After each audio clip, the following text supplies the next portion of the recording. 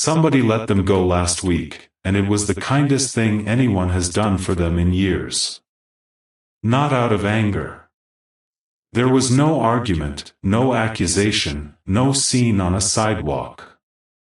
It happened on a set of front steps with the porch light on and two people sitting side by side, and the one who ended it was looking straight ahead the entire time instead of at the person beside them, which is how people say hard things gently.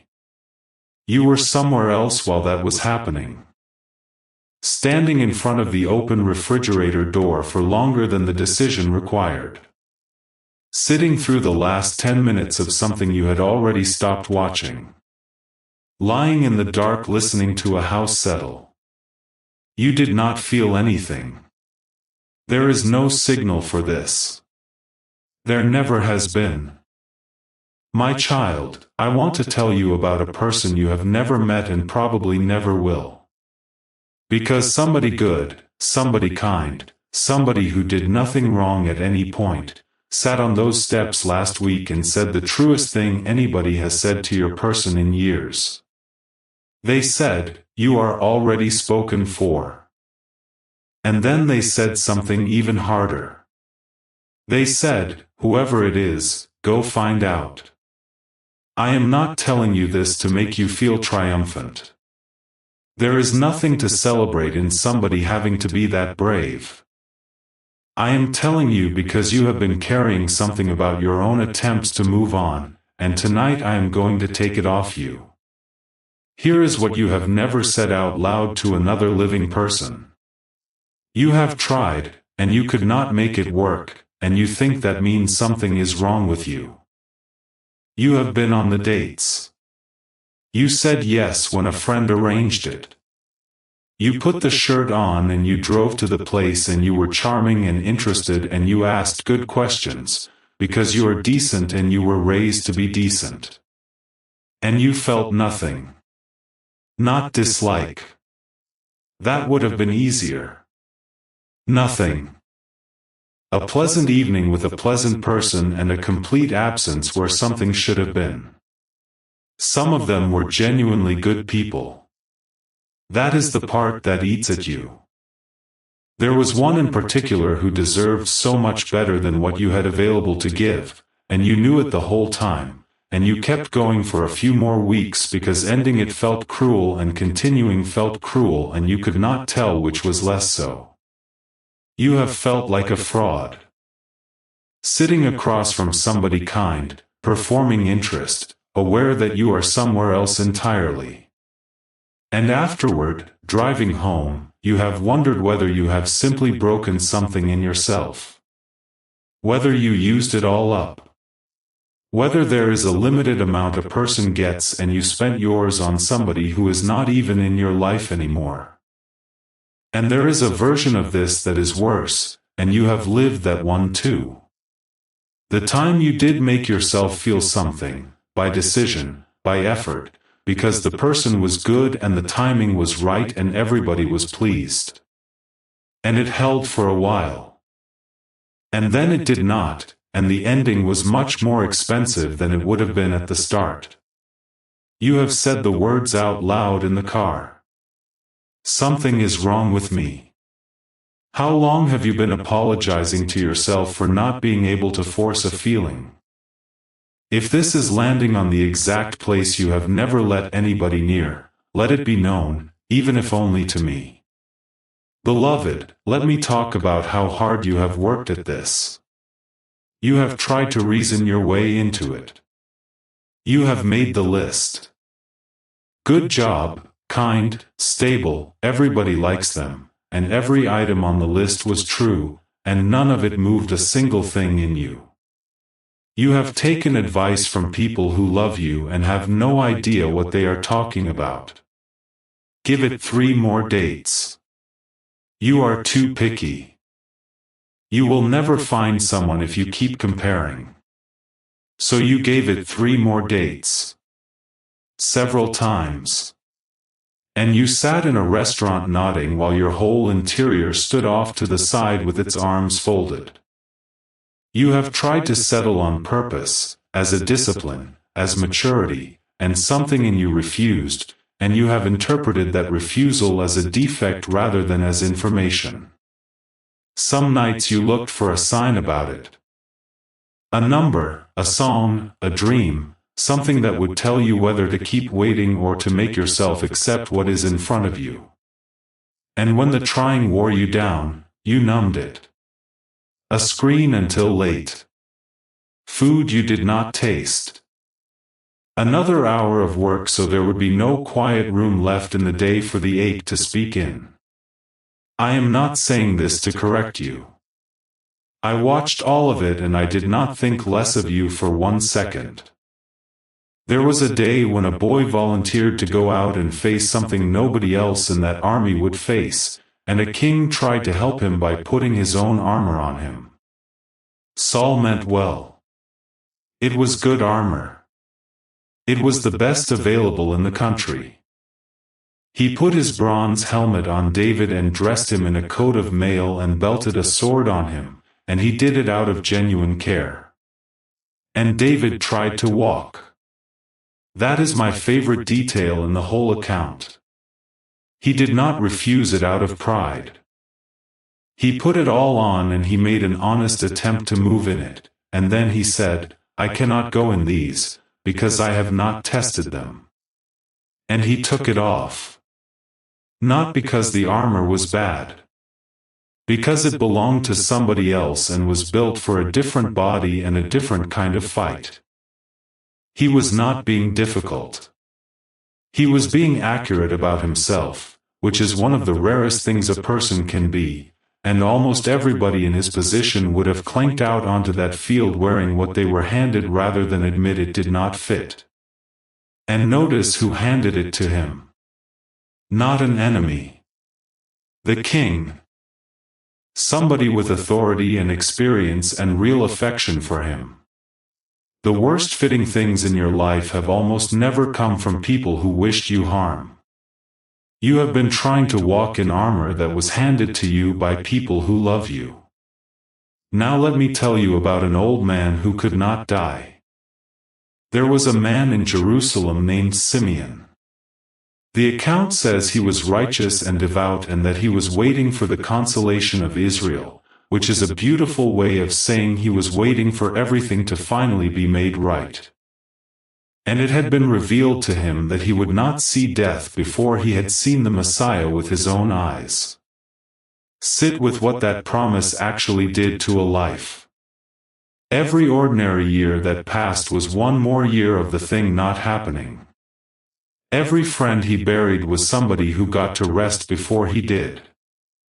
He grew old in a city under occupation, in a temple full of routine, holding a private word that he could not prove to anybody and that nobody could confirm for him. He could not settle for a lesser answer. That was the whole problem and the whole gift. He had been told something specific, and a person who has been told something specific cannot make themselves be satisfied by something general. And then one ordinary morning, he was moved to go into the temple. Not a festival. Not a holy day with crowds. An ordinary morning, on which a young couple walked in with a baby and 2 small birds, because they could not afford a lamb, which tells you exactly what class of people they were. Nobody in that courtyard looked twice at them.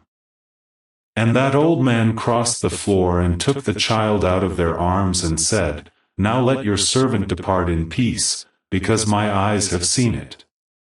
He had been right the entire time. All those decades of not being able to accept a substitute were not stubbornness and they were not a personality flaw. He was carrying a promise, and a person carrying a promise is incapable of being content with anything else, and everybody around them thinks they are being unreasonable until the day it walks through the door. There was a woman there too, Anna, 84 years old, a widow for most of her life, who never left that temple. She got there the same hour. 2 people who could not settle. Both in the right place on the right morning. Neither of them arranged that. Neither of them could have. They had simply stayed available for decades, doing ordinary faithful things in an ordinary building, and the appointment kept itself. Now let me tell you about the porch steps. They had been seeing each other for a few months. It was good on paper. Everybody who knew about it approved, and they had started to relax into the idea that this was simply what it would be. And the person beside them had been noticing things for weeks. Not anything dramatic. Nobody had done anything wrong. Just a certain quality of attention that was never entirely in the room. An answer that came a half-second late. A way of looking pleased that did not go all the way down. And that person, who had every right to hold on and try harder and hope it would grow, did something almost nobody does. They said it out loud. They sat down on those steps and looked straight ahead at a car in a driveway and said, "I think you are somewhere else, and I think you have been somewhere else the whole time." Your person started to argue. That is what people do. And then they stopped in the middle of a sentence, because they could not finish it honestly, and there was a long silence on those steps. Then the other one said the thing I want you to hear. They said, "I am not going to be the person you settle down with instead. Go find out." And then they went inside. And the porch light stayed on for a minute and then it went off. Your person sat out there alone for a while. Then they walked to their car and drove home and did not turn the radio on, and they have not been the same since. Somebody who owed them nothing told them the truth at their own expense. That is what happened last week. That is the unbelievable part, and it is more unbelievable than anything you were expecting. You were probably braced for a story about somebody being cruel. There is no villain in this one. There is a person who loved themselves enough to refuse second place and cared enough to say it kindly, and I want you to hold that in your mind, because you are going to need that same courage at some point, and now you have seen it done. Come back to the car ride home. Come back to the sentence you have said out loud to yourself more than once, driving away from a perfectly nice evening with a perfectly nice person, feeling like something in you is defective. Something is wrong with me. Hear me now. You are not broken. You are spoken for. That is the entire explanation for the last several years of your life, and nobody has ever given it to you. The reason you cannot make yourself feel it is not that you are damaged, and it is not that you used up your capacity on somebody who left. It is that something in you already knows, and it will not sign for a delivery it did not order. You have been calling that brokenness.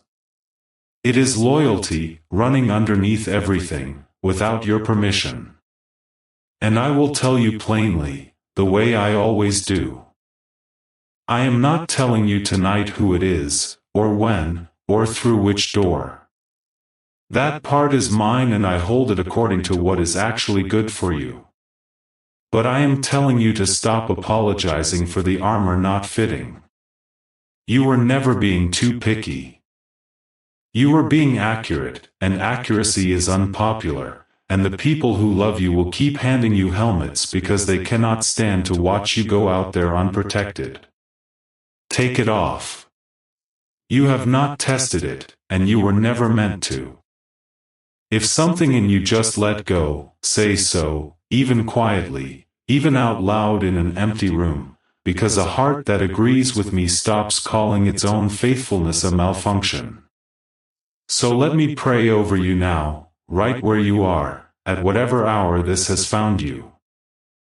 I speak peace over the part of you that has been trying to force something for years. Stop pushing. Nothing worth having in your life has ever been produced by that kind of effort. I speak healing over the guilt. Over the good person you could not love back. Over the weeks you kept it going because ending it seemed cruel. You were not using anybody. You were a decent person trying to obey advice that was wrong, and I saw exactly how hard you tried. You are not cold. You have never been cold. You have been occupied. I speak wisdom over you. You will know the difference between a person you could build something with and a person you are only trying to be reasonable about. And when it is right, you will not need a list, because you have never once needed a list for anything that was actually yours. I speak courage over you. Courage to say the true thing early instead of letting a kind person spend months on somebody who is somewhere else. Courage to be alone rather than accompanied by the wrong person. Courage to hold a promise in a room where nobody believes you. I speak protection over your name, your home, your rest, and your heart. What has been set aside for you cannot be given to somebody else while you wait. I speak restoration over your family, over the friendship that went quiet, over the chair at your table that has stayed empty too long, over the parent or the child you keep meaning to call. I speak provision over your work and your money and every practical thing you have laid awake calculating in the dark. Hand me the calculating. You were never built to carry the arithmetic and the waiting in the same night. I speak strength into your faith. Not the loud kind. The quiet kind that gets up on an unremarkable Wednesday when nothing has visibly changed and chooses me one more time. That has always been worth more to me than every loud season you have ever had. I speak freedom over you from every voice that has told you to lower what you are holding out for. Some of those voices belong to people who settled and have never forgiven themselves for it, and what they are asking you for is company. I speak rest over your body. Over shoulders that have not come down in years.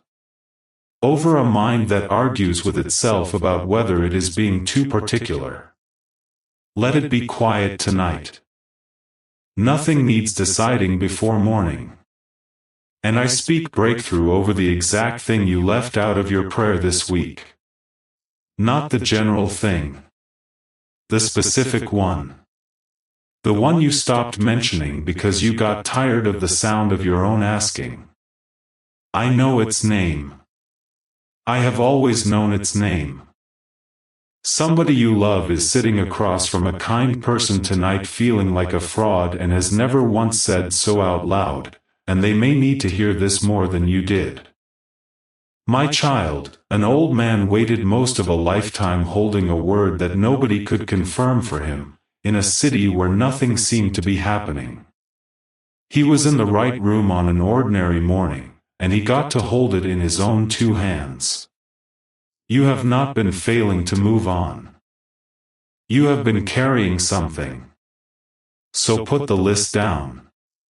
Put the advice down. Stop auditioning perfectly good people for a role that was filled before you ever sat down at that table. Rest now. It is still yours.